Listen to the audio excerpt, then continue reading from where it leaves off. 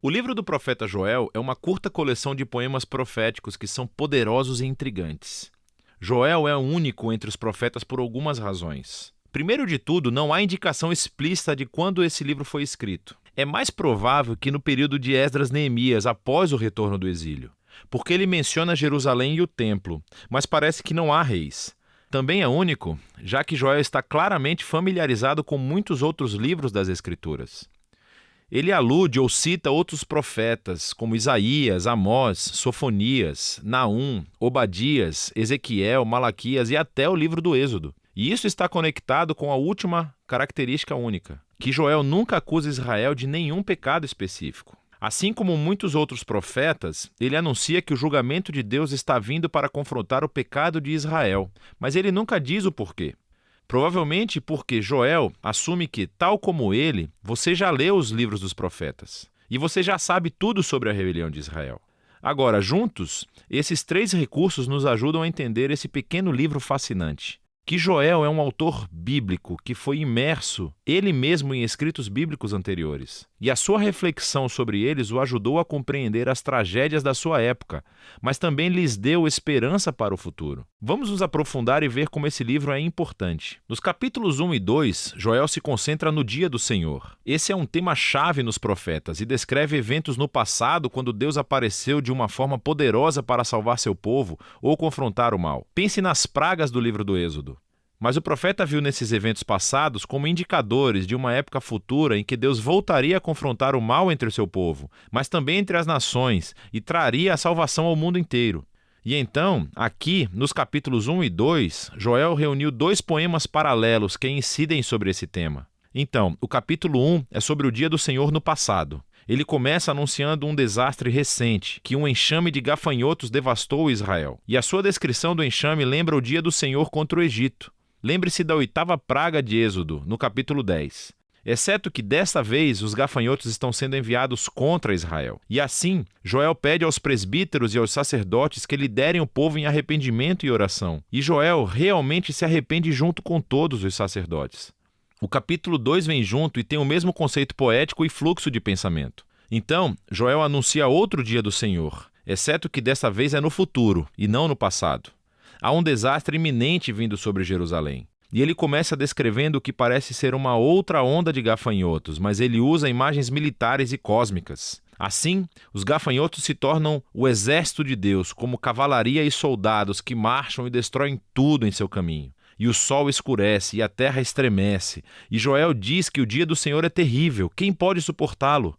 E assim, mais uma vez, Joel pede às pessoas que clamem e se arrependam. E ele diz como devem fazê-lo, entregando seus corações e não as suas roupas e retornando ao seu Deus. Em outras palavras, Joel sabe que o arrependimento pode ser apenas um espetáculo para se livrarem do problema. E ele diz que Deus não está interessado nisso. Ele quer uma mudança genuína para que seu povo pare com seu egoísmo e maldade. E então, Joel diz por que Israel deve se arrepender. Porque Deus é gracioso e compassivo. Ele é lento na ira e cheio de amor. Ele cita aqui o livro do Êxodo sobre como Deus perdoou Israel depois que eles fizeram o bezerro de ouro. A partir dessa história, Joel aprendeu que a misericórdia e o amor de Deus são mais poderosos do que a sua ira e julgamento. E assim, ele conduz o sacerdote em atos de arrependimento e oração, pedindo a Deus que poupe o seu povo. Então, logo depois desses dois poemas, a cena muda. E temos uma breve narrativa sobre a resposta de Deus ao arrependimento de Joel e do povo. Então, Deus estava cheio de paixão por sua terra e tinha compaixão do seu povo.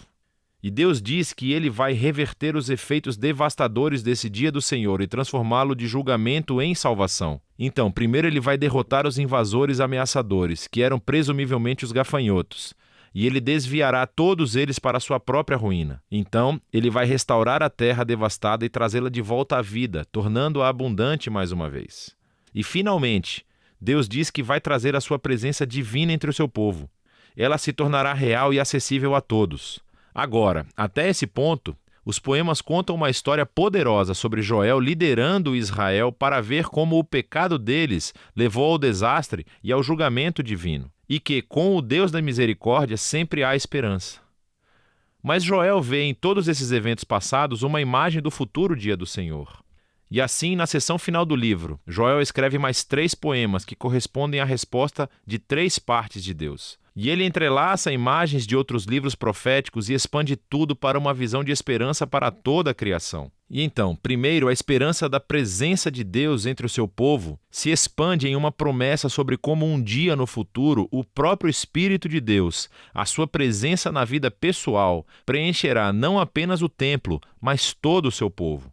E aqui Joel está usando as promessas de Isaías, Jeremias e Ezequiel, que o Espírito de Deus viria para transformar e capacitar seu povo, para que eles possam verdadeiramente amá-lo e segui-lo. Joel, então, pega a promessa de Deus de que ele confrontará o invasor ameaçador. E Joel vê nesses gafanhotos devastadores uma semelhança com as nações violentas e arrogantes que devastam e oprimem as pessoas.